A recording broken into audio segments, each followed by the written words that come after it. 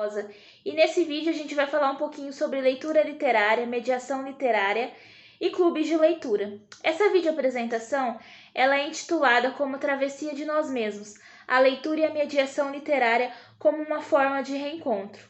Tem uma frase do Vicente Jove que fala assim: esse poema, ao suscitar em mim uma emoção, pode me esclarecer sobre aquilo que sou. E ao adaptar a frase de George Eliot, James Wood, um importante crítico literário, diz que a literatura é a coisa mais próxima da vida. É um modo de aumentar a experiência e ampliar nosso contato com os semelhantes para além do nosso destino pessoal. E considerando essa proposição do Wood e a citação do Jove, que essa proposta, essa apresentação se funda.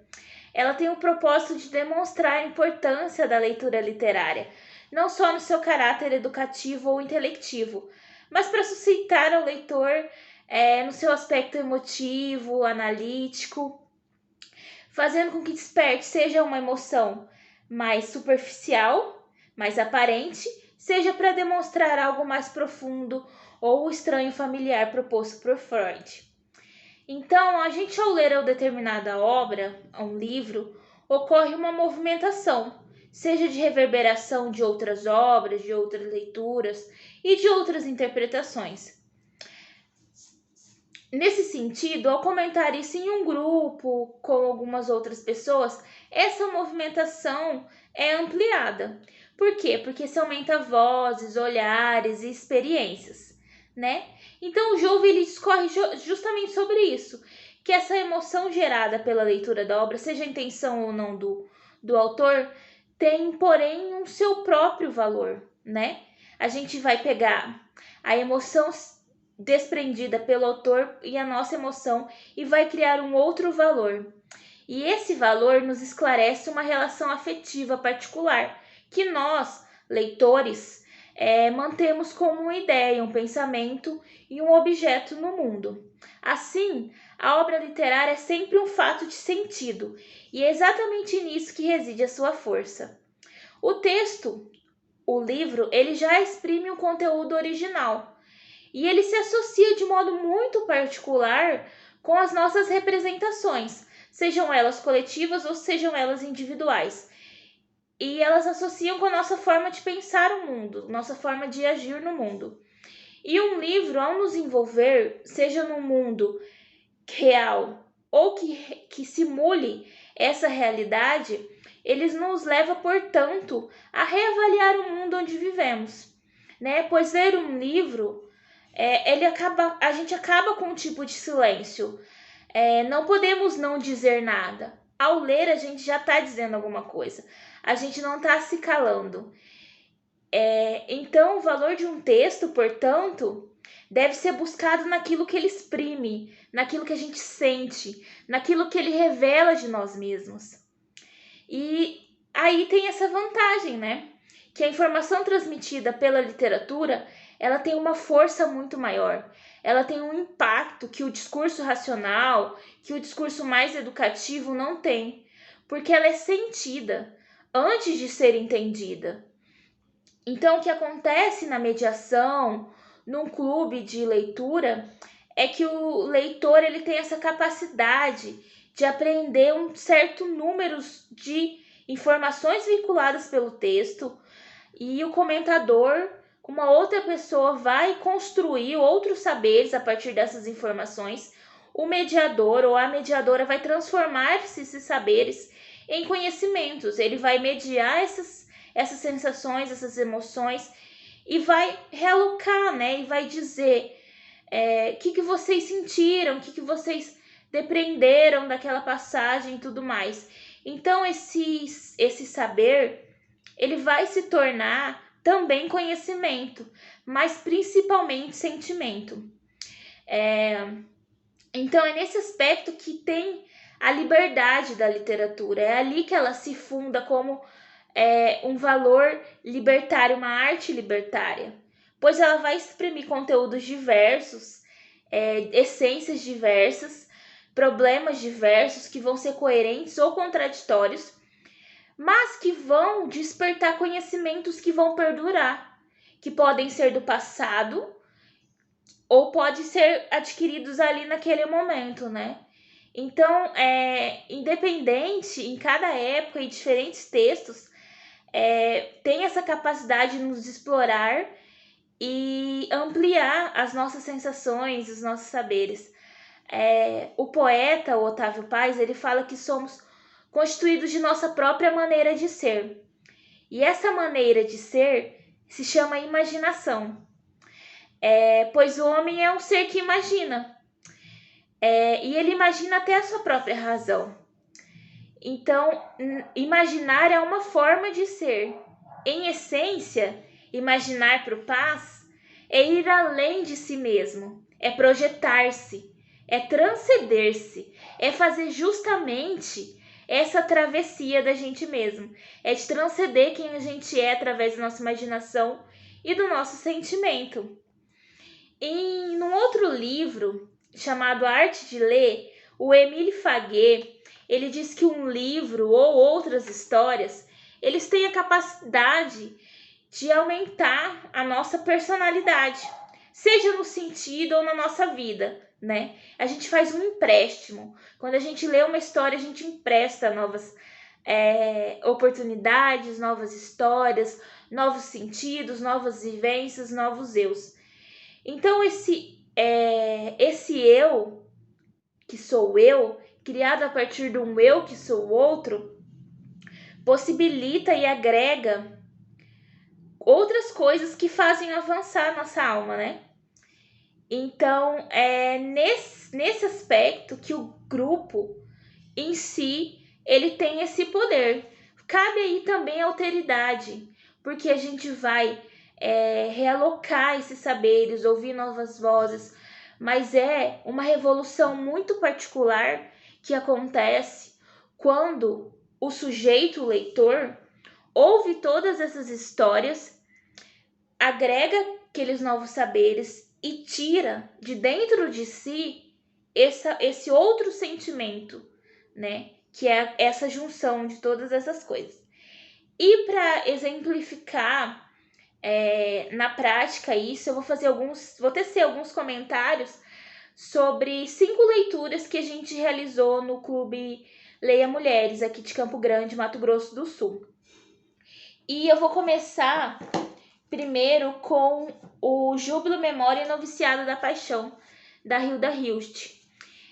Para quem não conhece, esse livro é um livro de poesias, é um dos primeiros livros de poesias da Hilda. E a gente sempre faz um processo de que as pessoas escolham alguns poemas ou alguns trechos que elas gostaram, que se destacaram, que exprimem alguma coisa que elas querem comentar sobre. E a partir dessa leitura, o leitor, participante do grupo, vai ler esse trecho em voz alta e vai dizer o que sentiu, o que achou, o que aquilo trouxe de particular na sua vida.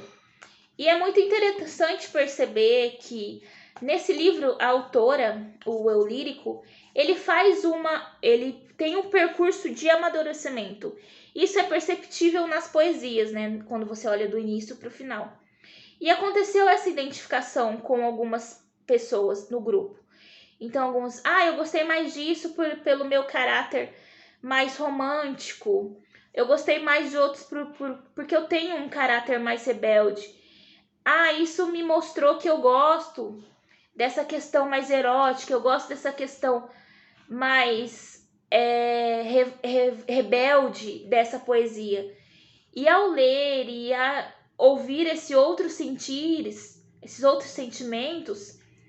a gente acaba tendo novas percepções dos nossos próprios sentimentos e da nossa própria forma de ler determinada poesia. Olha, eu não tinha percebido que ela tocava nesse aspecto, né? Que tinha esse aspecto de perda, de luto e de revolta, por exemplo. E a poesia, essa questão da pessoa declamar a poesia do seu início ao fim e você conseguir ouvir na voz e nas expressões o que o outro carrega, até na sua entonação, é muito importante porque também é uma outra leitura. O outro livro que eu trago como exemplo é A Mão Esquerda da Escuridão, da Ursula K. Le Guin. Esse é um livro de ficção científica que ocorre num universo distópico. Nesse universo, existem seres andrógenos, ou seja, não tem essa binaridade dos sexos, homem e mulher. Eles podem se alternar, ora serem homens, ora serem mulheres, em suas características, em suas performances biológicas, não na sua performance de gênero. Então, a Ursula K. Le Guin, ela discute de uma forma antropológica como seria esse mundo que não fosse carregado pelas limitações e segregações de gênero. E ao entrar em contato com esse mundo, a gente pode perceber o que mais nos incomoda no nosso mundo atual. O que é mais prejudicial para o sexo feminino, o que é mais valorizado no sexo masculino. Isso nos faz perceber a nossa realidade de uma forma muito mais ampla e de uma forma muito mais descarada. Justamente por não ser a nossa realidade e ser uma proposta de uma realidade outra, que deixa muito mais perceptível as nossas problemáticas. Então, ao mostrar que, ok, existe essa divisão, o que permite essa não divisão? O que permite uma pessoa não carregar a sua bagagem de gênero? Então, rende essas discussões, né? Fica aberta para a gente entender muito mais a nossa realidade. O outro livro que eu trago como exemplo é o Boas Mulheres da China, da Xin Han. Esse é um livro-reportagem que ela traz diversas histórias sobre mulheres da China. E ao contar histórias reais com esse caráter e essas amarras que tornam também esse livro um texto literário, a Xin Han consegue nos mostrar o impacto não só de uma história verdadeira, de uma narrativa, mas também consegue demonstrar que a nossa realidade é muito parecida. E a gente consegue perceber que algumas questões, como a questão de ser mulher no nosso mundo, ela não se divide em ser uma mulher oriental e ser uma mulher ocidental. Então, o relato, a característica do relato é muito importante em histórias biográficas, em histórias reportagens, porque faz nos reconhecer através dessas vozes que são emitidas. O outro livro que eu trouxe é o livro de contos da Mariana Henrique, intitulado As Coisas que Perdemos no Fogo. Esse é um livro que tem histórias de ficção, mais voltadas para o horror e para o terror. E a cada um escolher uma história, um conto, para contar, para conversar e para falar, olha, eu tive mais medo disso, porque isso. E isso nos faz entender os nossos próprios medos, aquilo que nos deixa mais apavorado, que é diferente do outro. E tá tudo bem ser diferente, porque cada um tem uma história de vida, porque cada um tem uma perspectiva. E nessas histórias a gente pôde ver, existiam choques, né, de histórias, no sentido, eu não tive nenhum medo. Não, essa foi a mais pavorosa. Mas porque suscitava, né, aquele reencontro com o medo passado e trabalhava alguma coisa, né, dentro da gente mesmo. Então, isso é uma das capacidades que a literatura tem. E ao falar isso em voz alta, ocorre um novo processamento dessa informação, dessa história do livro e da história da gente mesmo, né, de nós mesmos. Então, falar sobre contos e contos de horror demonstra muito, e demonstrou muito nessa reunião, essas nossas diferenças, né, de sentir e de como isso funciona na nossa imaginação e como a gente visualiza as coisas que nos assombram. O outro livro que eu gostaria de falar é o da Juliana Leite, O Entre as Mãos. Esse livro, ele tem uma história que ora é costurada, ora é preciso que o leitor costure. Foi um livro que possibilitou muita discussão e também muita confusão, justamente porque ele pede para o leitor que o leitor costure esse enredo. E esse enredo é costurado com a nossa história de vida. É por isso que eu trouxe justamente esse livro, porque tem essa questão de pegar a minha história e costurar com essa aqui para eu fazer entender, para eu sentir, para eu entender do que ela está falando. Por exemplo, tem uma história dentro do livro, uma das histórias, que fala sobre um aborto natural, né, espontâneo. E ela traz um novo tipo de linguagem para expressar isso.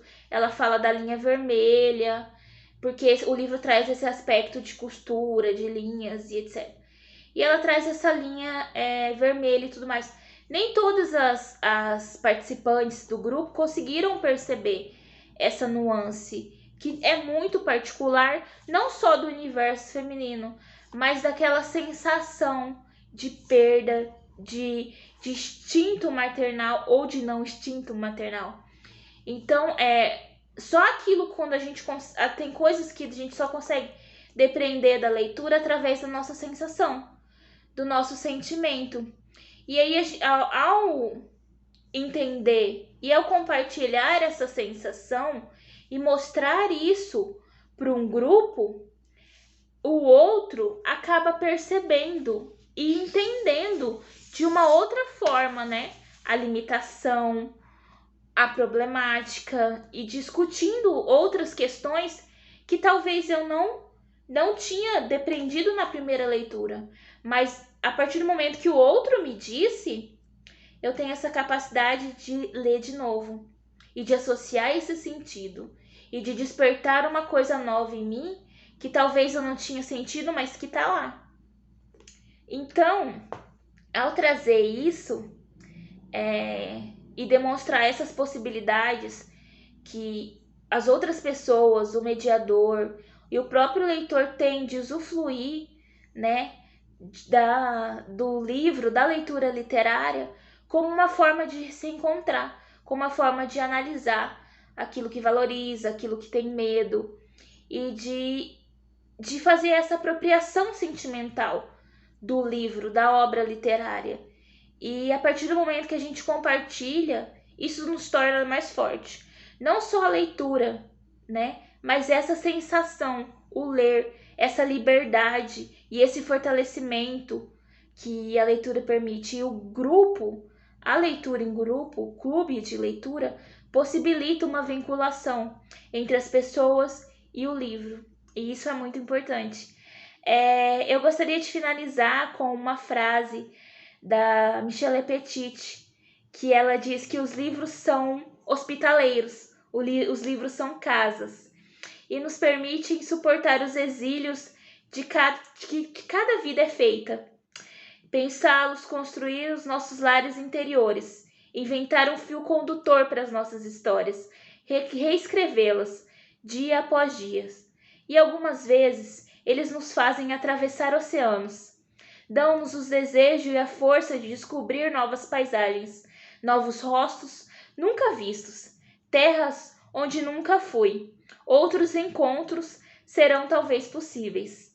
Então, que a gente abra as janelas, que a gente abra os livros.